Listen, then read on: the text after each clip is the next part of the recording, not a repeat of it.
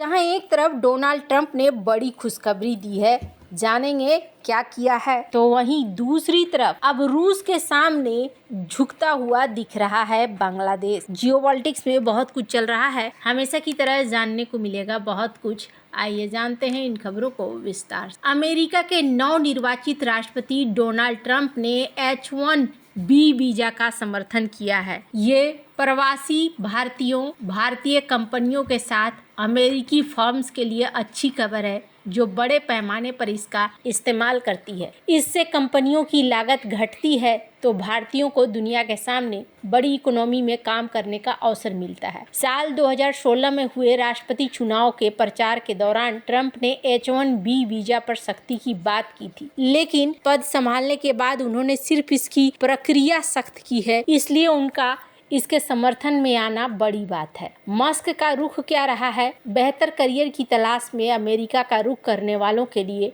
H-1B visa सबसे बड़ी उम्मीद है। अभी वॉशिंगटन ने इस पर कैपिंग कर रखी है। हर साल 65,000 लोगों को ये वीजा इशू किया जाता है। 2006 से अतिरिक्त 20,000 प्रोफेशनल को भी ये वीजा दिया जा रहा है। 2023 में 75 लाख से ज्यादा H-1B वीजा होल्डर थे। हालांकि अमेरिकी इंडस्ट्री में प्रोफेशनल्स की मांग को देखते हुए ये संख्या भी कम है। यही वजह है कि ट्रंप के सहयोगी एलन मस्क ने बड़े वीजा सुधार की जरूरत बताई थी।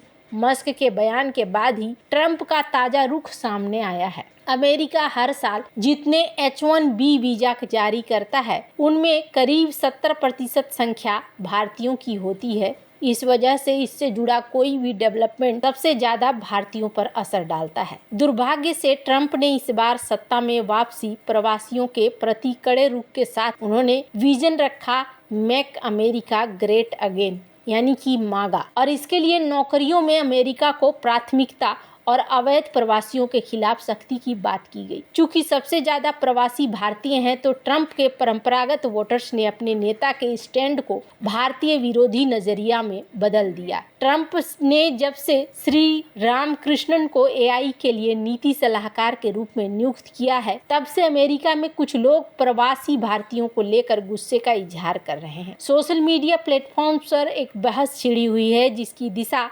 भारतीय विरोधी होती जा रही है। ट्रंप के बयान से बेकार का ये विवाद अब खत्म हो जाना चाहिए। अगर प्रवासी भारतीयों या दूसरे देशों के नागरिकों को अमेरिका की जरूरत है तो अमेरिका को भी इन प्रवासियों का सहारा चाहिए। मस्क इस बात को समझते हैं क्योंकि दक्षिण अफ्रीका में जन्म लेने वाले मस्क H-1 वीजा का लाभ ले चुके हैं। उन्हें पता है कि अमेरिका को खास तौर पर टेक्नोलॉजी की दुनिया में शीर्ष पर लाने वालों में प्रवासियों की कितनी बड़ी भूमिका है। स्क्रीन पर एक तस्वीर देख रहे हैं आप। कुछ इस तरीके की तस्वीरें भी सामने आई जिसमें कृष्णन को दिखाया गया बटर चिकन और चावल के साथ। तो ये अलग माहौल देखने को मिला है, पर इन सब के बीच में भारत के लिए एक सिग्नल भी आ गया है जिसमें ये दिख रहा है कि भारतीयों के सपोर्ट में मस्क दिख रहे हैं। अब आने वाले समय में क्या चीजें होती है, हालांकि कई ऐसे विशेषज्ञ हैं जो मानते हैं कि भारत और अमेरिका के बीच में कई चीजें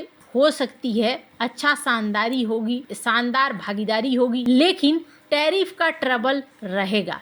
ये कहना है मिस्टर जस्टर का, जो कि फॉर्मर US डिपार्टमेंट में कॉमर्स ऑफिशियल रह चुके हैं और ट्रंप के ये दूत भी रह चुके हैं। तो ऐसे में यहाँ पर देखने को मिल रहा है कि अभी फिलहाल के लिए ट्रंप भारत की तरफ ही दिख रहे हैं। खैर, जहां एक तरफ ये सब कुछ चल रहा है, वहीं दूसरी तरफ बात करें बांग्लादेश की, तो इस वक्त बांग्लादेश थोड़ा हिला हुआ दिख रहा है।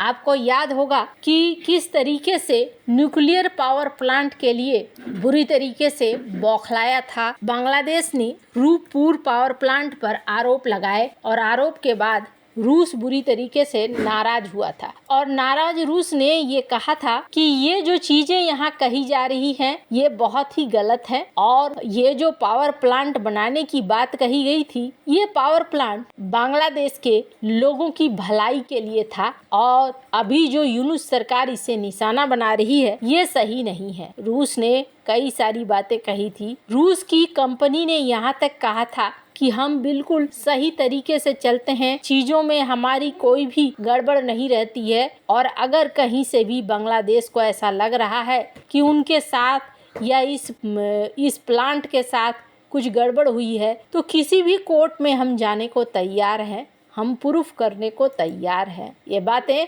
अपने आप में एक कॉन्फिडेंस को झलकाता है कि किस तरीके से रूस इस चीज को देखता है। रूस के ये सारी बातें कहने के बाद बहुत सारी चीजें बदलती हुई दिख रही है और रूस के साथ अब पंगा नहीं लेना चाहते हैं यूनुस, ये भी देखने को मिल रहा है। दरअसल रूस के राजदूत के साथ यहाँ पर बातचीत हुई और ये बातचीत करी है यहाँ के प्रेसिडेंट ने बात करने के साथ साथ ये भी कहा है कि देखिए, आप ऐसा कीजिए, हमारी मदद कीजिए और आप हमारे यहाँ से ज़्यादा लोगों को हायर कीजिए। साथ ही साथ इन्होंने ये भी कहा कि आप हमारे जो पावर प्लांट है उस प्लांट को जल्दी से जल्दी बनाने की दिशा में हमारी मदद कीजिए। बांग्लादेश का ये जो कदम है, ये कदम थोड़ा चौंकाने वाला लग रहा है। दरअसल अब ये एक साथ सबके साथ पंगे नहीं लेना चाहते हैं, ये देखने को मिल रहा है। पर इन्होंने बहुतों के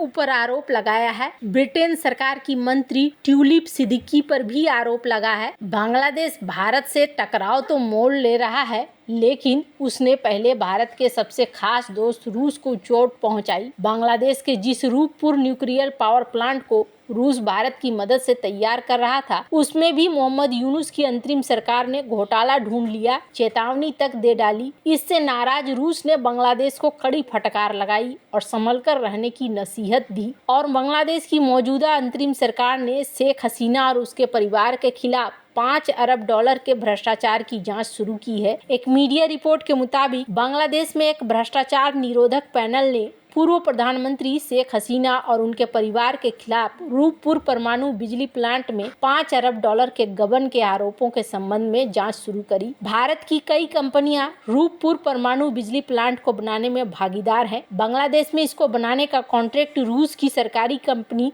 रोसोटोम के पास है। बांग्लादेश का पहला परमाणु बिजली प्लांट रूस ने डिजाइन किया है। रूपपुर परमाणु बिजली प्लांट बांग्लादेश की राजधानी ढाका से 160 किलोमीटर पश्चिम में बनाया जा रहा है। बांग्लादेश की अंतरिम सरकार भले ही इस न्यूक्लियर पावर प्लांट में करप्शन के लिए शेख हसीना या उनके परिवार को निशाना बना रही है, मगर उनका असली मकसद तो कुछ और ही है। सूत्रों के मुताबिक मोहम्मद यूनुस की अगुवाई वाली अंतरिम सरकार को इस प्रोजेक्ट में भारत की कंपनियों का काम करना खल रहा है। बांग्लादेश में भारत विरोधी भावनाएं बहुत तेजी से भड़काई जा रही है। इनमें भारतीय कंपनियों को भी निशाना बनाने की कोशिश की जा रही है, जिसमें कुछ उदाहरण पिछले दिनों सामने आ चुके हैं, जब भारत की बिजली कंपनियों के बकाया चुकाने में अंतरिम सरकार ने आनाकानी की है। कहा जा रहा है कि इस न्यूक्लियर पावर प्रोजेक्ट के बहाने बांग्लादेश, उसकी सत्ता पर काबिज लोग भारत और रूस की दोस्ती को भी आजमाने की कोशिश में लगे हैं। भारत और रूस के बीच एक जबरदस्त कारोबारी समझदारी दशकों से चलती आ रही है। रूस ने भारत में कई न्यूक्लियर पावर प्लांट बनाए हैं। भारतीय कंपनियां उसमें अपनी हिस्सेदारी देती रही हैं, जिनके अनुभव का लाभ बांग्लादेश में मिल रहा है। मगर शेख हसीना और करप्शन के बहाने बांग्लादेश की मौजूदा सरकार भारतीय कंपनियों को निशाना बना रही है। अब देखना होगा आगे रूस क्या करता है। वैसे आपको क्या लगता है, इन सब मामले में आपकी क्या राय है, कमेंट कर जरूर बताएं। जल्द मिलते हैं अगले वीडियो में नई खबर के साथ।